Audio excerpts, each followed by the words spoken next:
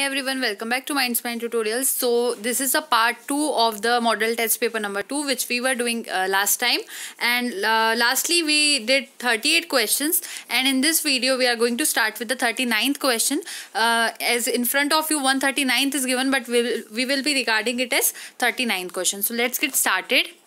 So 39th question says that when red light at a wavelength of 680 nanometer or above is given, the rate of photosynthesis is. अगर red light को देखा जाए तो अगर उसकी wavelength 680 nanometres होती है या उससे ज़्यादा होती है, वो गिवन है, तो रेट ऑफ फोटोसिंथेसिस यहाँ पर क्या होगी. So the options are increases, moderate, declines और will not have any effect. So इस तरह के जो क्वेश्चंस होते हैं उसमें ज़्यादातर ये एक कंसेप्ट होता है कि एक सिग्निफिकेंट डिक्रीज देखने को मिलता है क्वांटम यील्ड के अंदर जब वेवलेंथ ग्रेटर होती है अगर 680 नैनोमीटर से. तो इस तरह की चीज़ें हो सकती है. साथ में एक एरिया जो होता है स्पेक्ट्रम का वो भी ऑक्यूपाइड होता है रेड एब्जॉर्प्शन बैंड के थ्रू, जो कि क्लोरोफिल ए से बनता है. और जब डिक्लाइन होता है क्वांटम यील्ड के अंदर तो एक शार्प रिडक्शन आ जाता है रेट ऑफ फोटोसिंथेसिस में. और जब मोनोक्रोमेटिक बीम जो होती है जिसमें एक लाइट जो रहती है जिससे वो बनी होती है, तो जो मोनोक्रोमेटिक बीम होती है वो 680 नैनोमीटर से ज़्यादा चीज़ों की रहती है और उसको अकेले ही यूज़ किया जा सकता है और इसी वजह से उसको रेड ड्रॉप कहा जाता है. तो यहाँ जो सही आंसर होगा वो सी ऑप्शन हो जाएगा, डिक्लाइंस. तो नेक्स्ट क्वेश्चन देख लेते हैं. तो 40th question states that reduction oxygen takes place on the. जो रिडक्शन होता है ऑक्सीजन का वो कैसे होगा. F1 coupling factor, iron sulphur protein, cytochrome A3 या फिर A3 sorry, and flavo proteins. तो यहाँ जो सही आंसर होगा वो बी ऑप्शन हो जाएगा, साइटोक्रोम A3. जो इलेक्ट्रॉन ट्रांसपोर्ट चेन होती है उसके लोवेस्ट एनर्जी लेवल के अंदर जो इलेक्ट्रॉन्स रहते हैं वो पास हो जाते हैं ऑक्सीजन के पास, और जो रिड्यूस साइटोक्रोम A3 होता है वो उसको पास करवाते हैं. तो ये वाली चीज़ हो जाती है. तो यहाँ इलेक्ट्रॉन्स जो होंगे वो ऑक्सीजन के पास चले जाएंगे. इस तरह की चीज़ होती है. 41st क्वेश्चन में स्टेटमेंट है which one of the hormone that can induce root initiation in cuttings are used commercially.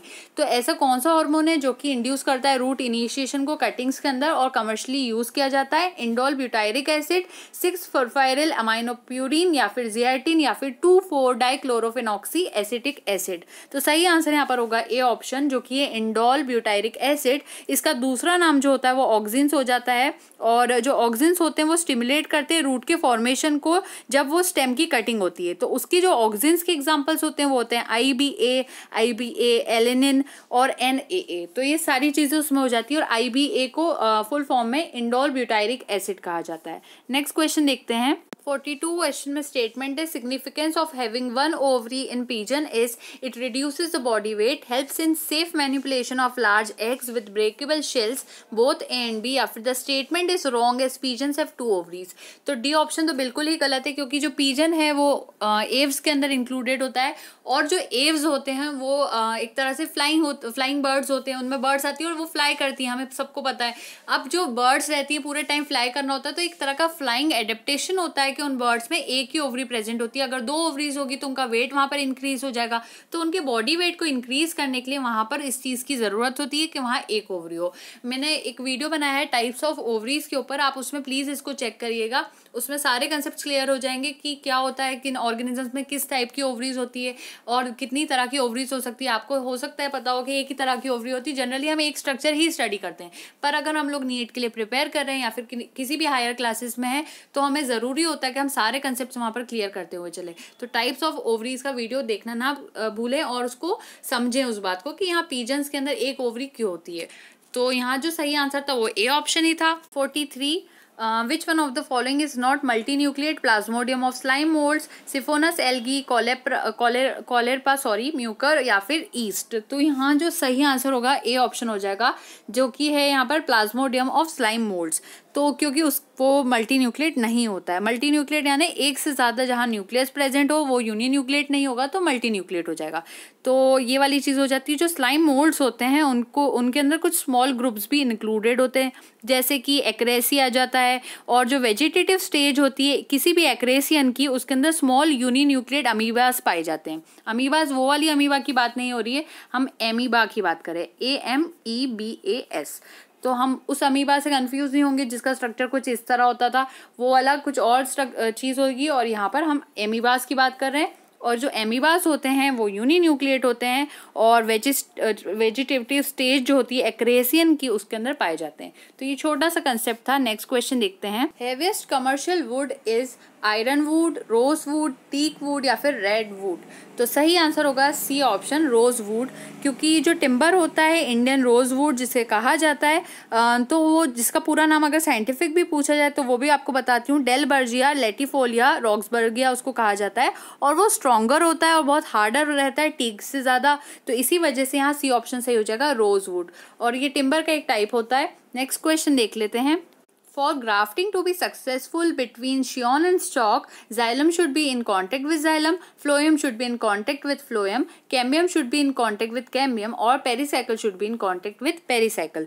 तो सही आंसर यहाँ पर होगा C option, cambium should be in contact with cambium। जो ग्राफ्टिंग होती है वो एक तरह की टेक्निक होती है जिसमें हम ज्वाइन करते हैं दो पार्ट्स को, जो कि दोनों प्लांट्स के हो सकते हैं, और उसके अंदर एक कंपोजिट प्लांट फिर बनाया जाता है। अब ये जो प्रोसेस होती है ज़्यादातर अगर देखा जाए तो दो डिफरेंट प्लांट्स में देखने को मिलती है, और उनके वेस्कुलर कैम्बियम को अटैच करके की जाती है। तो सही आंसर यहाँ पर सी ऑप्शन होगा। नेक्स्ट क्वेश्चन है 146, जिसको हम 46 function of bulliform cells present in the epidermal cell of leaves is to increase conduction of water and minerals, rolling of leaves, prevent from insect attack, increases the rate of transpiration. तो यहाँ सही answer जो होगा वो B option हो जाएगा, क्योंकि जो बुलिफॉर्म सेल्स होते हैं उनका फंक्शन ये होता है कि वो रोलिंग ऑफ लीव्स से प्रिवेंट करेंगे जो एपिडर्मल सेल्स होंगे लीव्स को उसके अंदर, और जो बुलिफॉर्म सेल्स होते हैं वो अनफोल्डिंग भी करते हैं डेवलपिंग लीव्स की, और यही सेल्स जो होते हैं वो रोलिंग ऑफ द लीव्स में भी हेल्प करते हैं ड्यूरिंग ड्राई सीजन। तो ये वाली सारी चीज़ें हो जाती हैं, और इससे क्या होता है जब वो सेल्स को इस तरह से करते हैं तो वहाँ पर एक रिडक्शन हो जाता है रेट ऑफ ट्रांसपीरेशन में।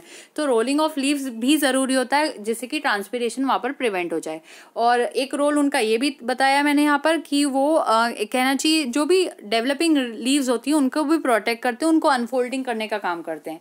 तो ये दोनों ही फंक्शंस यहाँ पर ब्यूलिफॉर्म सेल्स के हो जाते हैं। Casparian strips are chemically suberin lignin polysaccharide protein. तो जो कैस्पेरियन बैंड्स होते हैं वो सुबेरियन के बने होते हैं, और जो कैस्पेरी होती है वो रिकॉग्नाइज की गई है एक band of the wall material के तरह, और रेडियल और ट्रांसवर्स वॉल जो होती है एंडोडर्मिस की उनमें ये पाई जा सकती है। तो यहाँ जो सही आंसर होगा वो हो जाएगा A option, suberin. Next question है 148, उसको हम 48 काउंट करेंगे। Diffusion of water into a cell achieves a dynamic equilibrium when osmotic pressure is greater than turgor pressure, osmotic pressure is less than turgor pressure, osmotic pressure is equal to turgor pressure, or sum of osmotic pressure and turgor pressure is equal to diffusion pressure deficit। तो सही answer यहाँ C option हो जाएगा, osmotic pressure is equal to turgor pressure। इसके concept अगर समझना है तो हमें डिफ्यूजन और ऑस्मोसिस का मैं एक अलग से वीडियो अपलोड कर दूंगी बनाकर, तो आपके सारे कंसेप्ट उसमें क्लियर होंगे। वैसे एक छोटी सी यहाँ पर डिस्कशन कर भी लेना चाहिए। जो स्वेलिंग होती है, स्वेलिंग सेल होता है जो कि प्रोटोप्लास्ट हम जिसमें कह सकते हैं, वो एक तरह का प्रेशर एक्सर्ट करता है सराउंडिंग सेल मेम्ब्रेन के ऊपर, या फिर हम कह सकते हैं वॉल के ऊपर। इसको हम हाइड्रोस्टैटिक प्रेशर कहते हैं या फिर टर्गर प्रेशर कहते हैं। अब जो काउंटर एक्टिंग प्रेशर होता है वॉल का, उसको वॉल प्रेशर कहा जाता है, जिसका दूसरा नाम ऑस्मोटिक प्रेशर हो जाता है। अब जब इक्विलिब्रियम स्टेट होती है तो दोनों ही जो फोर्सेज होते हैं, दोनों ही जो प्रेशर्स होते हैं वो इक्वल हो जाते हैं। तो सही आंसर यहाँ पर इस वजह से सी हो गया है। नेक्स्ट क्वेश्चन देख लेते हैं 149 में है, sugar in sugar cane cells is stored in fluid cytoplasm vacuole nucleus Golgi bodies. तो यहाँ जो सही आंसर हो जाएगा वो सी ऑप्शन होगा, क्योंकि जो वैक्यूल्स होते हैं वही कहना चाहिए शुगर को स्टोर कर सकते हैं। और हमने पहले भी पढ़ा था सेल चैप्टर के अंदर कि जो वैक्यूल्स होते हैं वो स्टोरेज बॉडीज होती है। तो शुगर जो होती है शुगर केन सेल्स के अंदर वो वैक्यूल में जाकर स्टोर हो जाती है। टीथ में है, absence of cell walls, amoeboid movement and ability to take solid food particles into the protoplasm are characteristic feature of blue green algae, bacteria, slime moulds या फिर वायरसेस। अगर एब्सेंस होती है सेल वॉल्स की, अमीबॉइड मूवमेंट की, या फिर उनमें एक एबिलिटी नहीं पाई जाती जिससे कि वो सॉलिड फूड पार्टिकल्स जो है उसको प्रोटोप्लाज्म में ले ले, तो इस तरह का फीचर किन में देखने को मिल जाता है। तो सही आंसर यहाँ पर होगा सी ऑप्शन, स्लाइम मोल्ड्स, क्योंकि स्लाइम मोल्ड्स में इस तरह की चीज़ें नहीं होती। जो वेजिटेटिव स्ट्रक्चर होता है स्लाइम मोल्ड्स का उनको प्लाज्मोडियम कहा जाता है। और ये एक तरह का मास ऑफ साइटोप्लाज्म होता है जो कि अनबाउंडेड रहता है रिजिड वॉल्स के थ्रू, और फिर यहाँ से वो फ्लो करता है एमीबॉइड फैशन के अंदर over the surface of the substratum.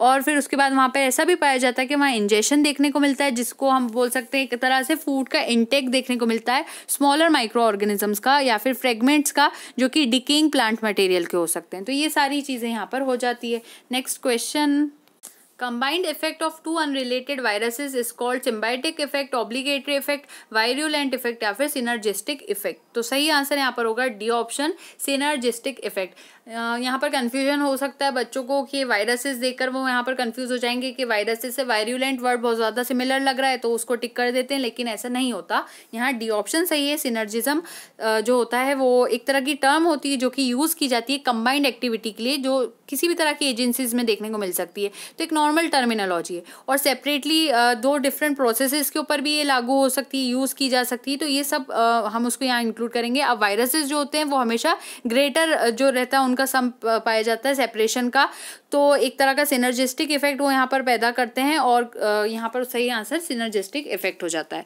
Next question, select the correct statement. हम ऑप्शंस देखेंगे।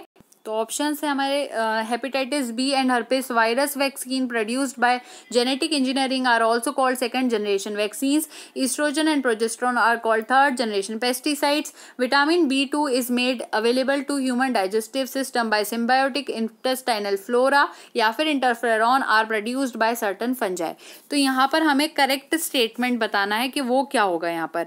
तो अगर ऑप्शंस के ऊपर फोकस किया जाए तो ए ऑप्शन यहाँ पर बिल्कुल सही है, क्योंकि जो वैक्सीन होते हैं वो प्रोड्यूस किए जाते हैं जेनेटिक इंजीनियरिंग के थ्रू, चाहे वो हेपेटाइटिस बी की हो या फिर हर्पेस वायरस की हो। और अगर इन दोनों वायरसेस की बात की जाए, इनकी वैक्सीन की बात की जाए, तो वो सेकेंड जनरेशन वैक्सीन कहलाती है। इसलिए कहलाती है क्योंकि वो एक तरह की सिंथेसाइज्ड वैक्सीन होती है, क्योंकि हमने उसको फॉर्म किया है, सिंथेसाइज किया, तो वो सेकेंड जनरेशन वैक्सीन है। तो ए ऑप्शन बिल्कुल सही है यहाँ पे, बाकी ऑप्शन यहाँ पे ठीक नहीं है। नेक्स्ट क्वेश्चन देख लेते हैं। 53rd, echinoderms are headless, brainless and heartless. जो इकाइनोडर्म्स होते हैं उनमें से ब्रेन और हार्ट नहीं पाया जाता, फिर भी उनको प्लेस किया जाता है at the top of invertebrates because of the presence of. क्यों उनको सबसे ऊपर रखा जाता है? क्या उनमें प्रेजेंट होता है? Enterocoel, exclusive marine forms, high power of regeneration या फिर ग्रेट पावर ऑफ रिप्रोडक्शन। तो सही आंसर यहाँ पर होगा ए ऑप्शन, जो कि है एंटेरोसील। उनमें एंटेरोसील पाई जाती है और उनकी सीलों को एंटेरोसीलस सीलों कहा जाता है, और ये एक तरह का कैरेक्टरिस्टिक फीचर होता है वर्टिब्रेट्स का, जिनमें कॉर्डेट्स भी आ जाएंगे। अब जो इकाइनोडर्म्स होते हैं वो सिर्फ अकेले ऐसे मेंबर्स होते हैं जो कि ग्रुप कॉर्डेटा से मैच करते हैं इन कैरेक्टरिस्टिक्स के हिसाब से। तो यहाँ एंटेरोसीली उनमें पाई जाती है। अगर सीलों के बारे में यहाँ नहीं पता है तो सीलों का वीडियो चेक कर लेना एक बार, तो वो क्लियर हो जाएगा। तो सीलों का मैंने यहाँ ऑलरेडी अपलोड कर रखा है, उस वीडियो में इसको क्लियर कर सकते हैं। नेक्स्ट क्वेश्चन देख लेते हैं। 54, mental competence in relation to chronological age in man is called intelligence quotient, idiocy, diligence या फिर इंटेलिजेंस। अब जो मेंटल कॉम्पिटेंस होता है, अगर उसको क्रोनोलॉजिकल एज जो होती है मैन की, उसके रिलेशन में देखा जाए तो उसको क्या कहा जाएगा? तो यहाँ जो सही आंसर होगा ए ऑप्शन हो जाएगा, इंटेलिजेंस क्वेश्चन। इसको शॉर्टली IQ भी कहा जाता है। तो ये इसकी डेफिनेशन थी। लैम्प्रेज आर, अब जो लैम्प्रेज होते हैं वो किस तरह से हो सकते हैं? Jawless fishes, jawed fishes, jawless primitive vertebrate या फिर fishes with a spherical mouth. तो सही आंसर यहाँ पर जो होगा ए ऑप्शन होगा, जिसमें आएगा जॉलेस फिशेस, क्योंकि इनमें जॉस नहीं पाए जाते। लैम्प्रेज जो होते हैं वो एनाथा ग्रुप जो होता है उसके अंडर आते हैं, और उसके अंदर सारे जॉलेस वर्टिब्रेट्स आ जाते हैं, और ये जिस क्लास को बिलोंग करते हैं उसको साइक्लोस्टोमेटा कहा जाता है। तो मैंने साइक्लोस्टोमेटा पर भी पूरा वीडियो का प्लेलिस्ट अपलोड कर रखा है, उसको भी चेक कर लेना। तो अभी टाइम इतना ही है कि हम लोग नीट को इस तरह से स्टडी कर सकते हैं। लास्ट में हमें MCQs को ज़्यादा से ज़्यादा सॉल्व करने होते हैं, जिससे हमारे जल्दी से सारे कंसेप्ट क्लियर हो और हमारा पूरा रिवीजन भी इसके बेसिस पर हो जाए। तो वीडियोस जो मैं यहाँ पर रिकमेंड करते जाऊँ उसको देखते जाना। तो छोटा होगा लेकिन फिर भी हमारा कुछ पोर्शन कवर होता जाएगा। Similarity in appearance of harmless species, Viscera butterfly with a harmful monarch butterfly।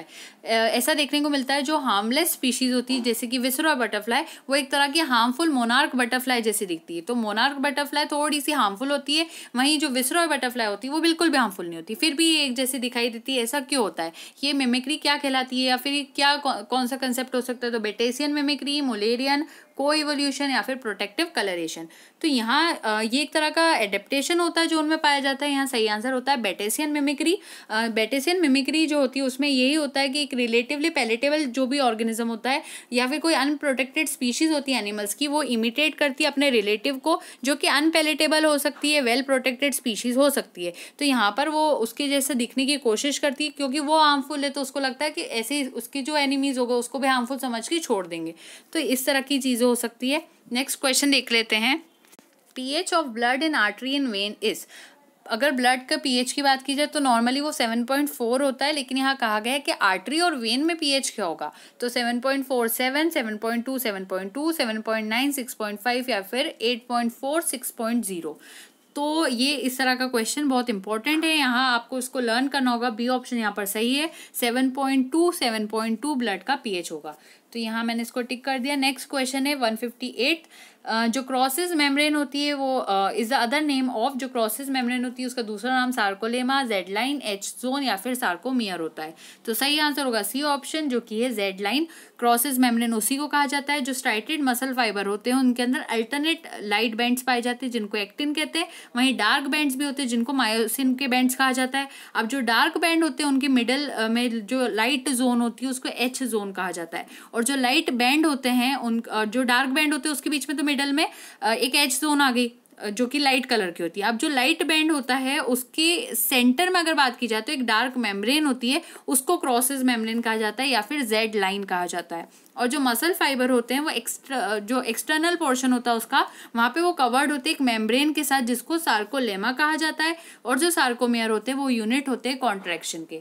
तो ये पूरा छोटा सा मैंने यहाँ पर समझाने की कोशिश की है। नेक्स्ट क्वेश्चन देख लेते हैं। Aristotle's lantern of equinox is an apparatus that function as excretory, respiratory, masticatory या फिर reproductory। तो बी ऑप्शन सही होगा masticatory।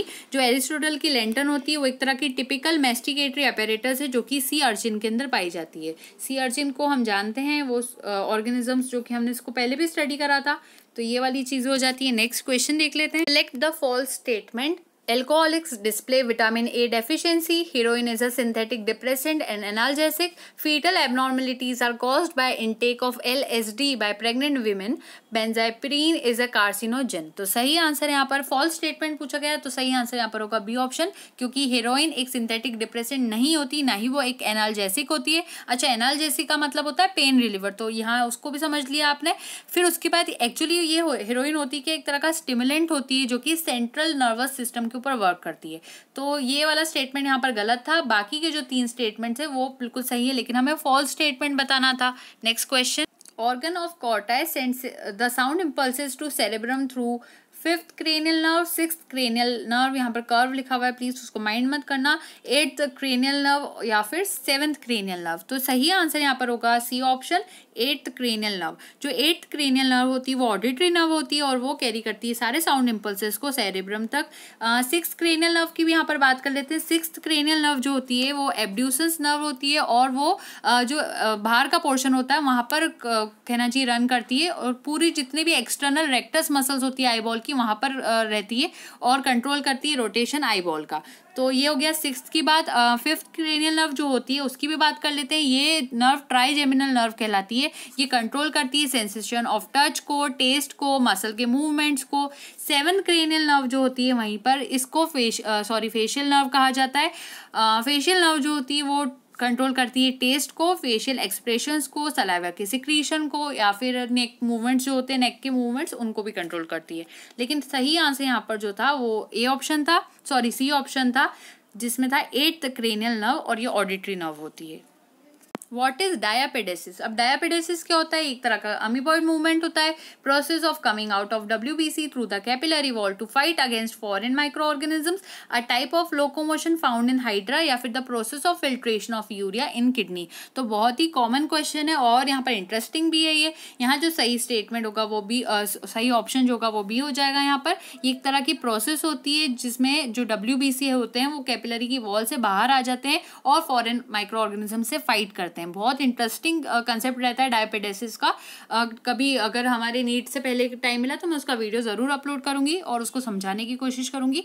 जो ल्यूकोसाइट्स होते हैं वो जब नैरो ब्लड वेसल्स होती हैं वहाँ से निकलते हैं तो स्क्वीज करके निकलते हैं, और इनका ये जो स्क्वीजिंग एक्शन होता है ना, इसी को डायपेडेसिस कहा जाता है। तो कभी वाइवा में इस तरह के क्वेश्चंस आ जाए तो हमें पता होना चाहिए कि डायपेडेसिस एक तरह का स्क्वीजिंग एक्शन होता है जो कि ल्यूकोसाइट्स के थ्रू परफॉर्म किया जाता है। नेक्स्ट क्वेश्चन है, retention of sodium in the body depends upon an adrenal cortical hormone, parathyroid hormone, progesterone या फिर एड्रिनल मेडुलरी हार्मोन। तो सही आंसर यहाँ होगा A option, adrenal cortical hormone. Adrenal cortical hormone जो होता है, एल्डोस्टेरॉन कह सकते हैं उसको, वो कंट्रोल करता है सोडियम के एक्सक्रीशन को, रिटेंशन उसका जो होता है बॉडी में उसको, ये सारी चीज़ों को वो कंट्रोल करता है। पैराथायरॉयड हार्मोन जो होता है वो पैराथ हार्मोन को सिक्रीट करता है। अब पैराथ हार्मोन क्या करता है, वो रेगुलेट करता है मेटाबॉलिज्म ऑफ कैल्शियम को, फॉस्फोरस को बॉडी के अंदर, और सिक्रीट अगर देखा जाए कहाँ से सिक्रीट होता है तो वो पैराथायरॉयड ग्लैंड से सिक्रीट होता है। प्रोजेस्टेरॉन जो होता है वो कॉर्पस ल्यूटियम से सिक्रीट होता है। ओवरी के अंदर जो कॉर्पस ल्यूटियम रह जाता है, जब ओवम जो है वो रिलीज आउट हो जाता है, ओव्यूलेशन के बाद जो मटेरियल वहाँ पर रह जाता है, रिमेन रह जाता है, उसको कॉर्पस ल्यूटियम कहा जाता है। और कॉर्पस ल्यूटियम जो रहता है प्रोजेस्टेरॉन को कई हद तक सिक्रीट करता है, कुछ हद तक सिक्रीट करता है कहना चाहिए, और मेंटेनेंस करवाता है प्रेगनेंसी के चेंजेस को। एड्रिनल मेडुलरी हार्मोन्स कौन से होते हैं, वो हार्मोन्स जो कि एड्रिनलिन हो सकते हैं, इनमें नॉर एड्रिनलिन हो सकते हैं। ये क्या करते हैं, ये प्रोड्यूस करते हैं ऐसे इफेक्ट्स जो कि सिमिलर होते हैं सिंपैथेटिक फाइबर्स को लेकर। तो ये वाली सारी चीजें यहाँ पर थी। 164th क्वेश्चन को हम नेक्स्ट वीडियो में डिस्कस करेंगे। तो अभी हमने 63 तक देखा है, नेक्स्ट वीडियो में हम इसको डिस्कस करेंगे। So stay tuned and don't forget to like, share and subscribe. Thank you so much. Happy learning.